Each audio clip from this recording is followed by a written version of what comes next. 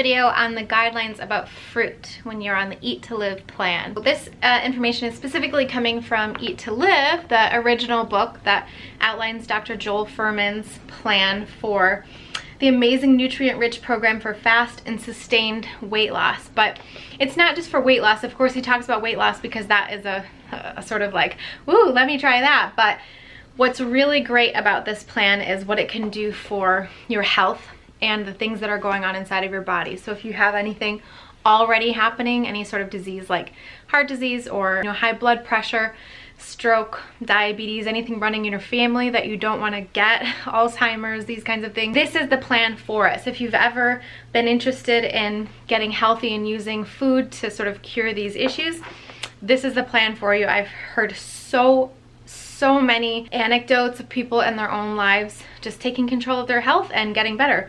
And you can do that with a plan like this. I have a lot of videos about basically how Eat to Live works, and today I just wanted to talk about the fruit component of it. This comes from page 215 of Eat to Live. I'm going to put a link for this book down below so you can get it yourself. It really is a life changer. So let's talk about fresh fruit. This comes from page 215. Eat at least 4 fresh fruits per day, but no fruit juice.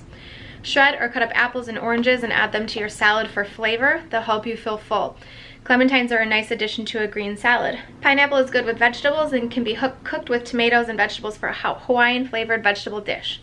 On the 6-week plan, no fruit juice is permitted except for small quantities for salad dressings and cooking. Juicing fruits allows you to quickly consume 3 times the calories without the fiber to regulate absorption. That's really the main point here. No fiber. So the nutrient per calorie ratio is much higher for the whole food.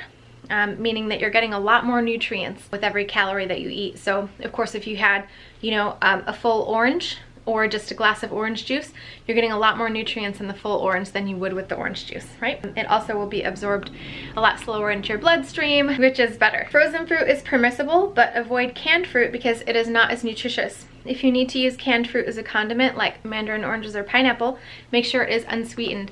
So for me, what I'll typically do is I use frozen fruit like so much. I used it almost all the time in the beginning. I got more into the flavor of berries and things like that after I kind of acclimated by using fruit smoothies for a long time. Berry smoothies sweetened with dates. And then after a period of time, I was way into the flavor of just regular blueberries or strawberries or whatever. Whereas before I kind of thought they were, a little bit sour. They didn't really have the good taste for me, but especially if you get them during the summer when they're really fresh. It was just like a whole new world opened up, and I really started to love these fruits. So give them a try. You can start with frozen. They still have a ton of nutrients in there. And in fact, sometimes frozen fruits and vegetables have even more nutrients than their fresh counterparts because of the travel time. And usually when they pick fruits and vegetables, they will flash freeze them right away, which can actually make them retain more of their natural nutrients. And then this is important, dried fruits should only be used in very small amounts for sweetening. And this is one that I actually didn't do that well on in the beginning because the dried fruits like dates, for instance, I wasn't a big fan of raisins, but in the beginning, dates were kind of like my go-to. And I actually didn't like the flavor of dates in the beginning either. Little warning about dates too that you probably will want to know about. I used a lot of dates after I got used to the flavor of them because they give such a nice, rich, sugary flavor to anything, especially smoothies. And so if you blend them up and you have a really good high-speed blender that kind of just completely pulverizes them into a really sweet flavor instead of, chunks of dates, then you really get some awesome sweetness in your smoothies. And it's just like using honey or whatever, but in this case you actually get all the fiber. But since dates are so sweet, they can tend to be something that you overeat on, and they're so calorie dense, like at least for a medjool date, which is my favorite. So you want to be really careful with dates and just make sure that you only have like 1 to 2 tablespoons per day, which I'm not gonna say I'm very good at. And then exotic fruits are interesting to try and will add variety and interest to your diet. I have to say this is really true, and this paragraph right here was very important for me because I used that as sort of a way to mix up the diet and make me feel more excited about it sometimes.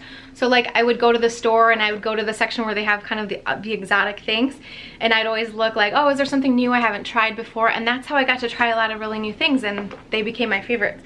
So Dr. Fuhrman says, some of my personal favorites are blood oranges, persimmons, and cherry moyas.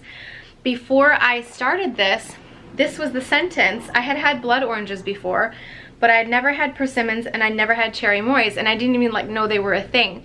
But because I read that sentence, I started to like kind of look out for them, and they're difficult to find because they're very seasonal. But once I found them and learned more about them and then figured out how amazing they were, I look forward to them every year. They're such a treat, and it's something that I wouldn't have had before if I hadn't tried Eat to Live. You know, they're an all-natural food. They're super good for you. That's the kind of thing that you miss out on when you're just kind of eating the same thing all the time on the standard American diet, you know, spaghetti, hamburgers, or whatever it is. You're just eating typical things.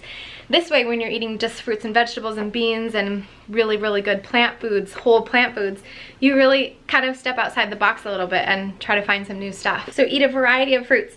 Try to include many of the following: apples, apricots, bananas, blackberries, blueberries, clementines, grapes, kiwi fruit, kumquats, mangoes, melons, nectarines, oranges, papayas, peaches, pears, persimmons, pineapples, plums, raspberries, starfruit, strawberries, and tangerines. Now, I wanted to read that whole list for you here because like some of those you might have gone through and been like, well, I don't really like blackberries, they're kind of sour, or I've never had kumquats and those are weird. You know, I'm not really a fan of papayas, or I've never had a papaya before, whatever it is.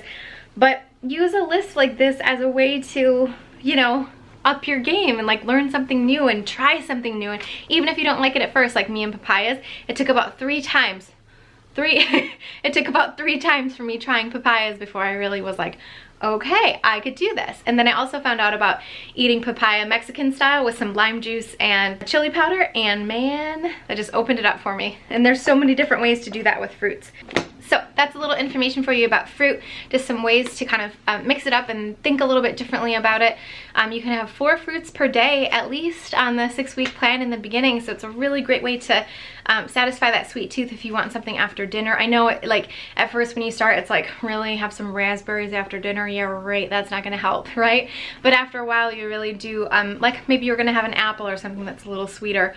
You really do get the satisfaction of it. Maybe not the same as having a big huge piece of chocolate cake, but if you can just pull back from that, just think of all the times you could have apples versus chocolate cake, you're at least going to be doing something really good for yourself. So give it a try. I hope you guys got something out of this video and it was interesting and informative and whatever. If you liked it, please tell me that you like it by either liking the video, commenting down below, or subscribing to my YouTube channel, or do me the favor of passing this video on to someone else that may be interested and want to know more about it, and they can subscribe too. Thank you so much for watching. I'll see you guys soon.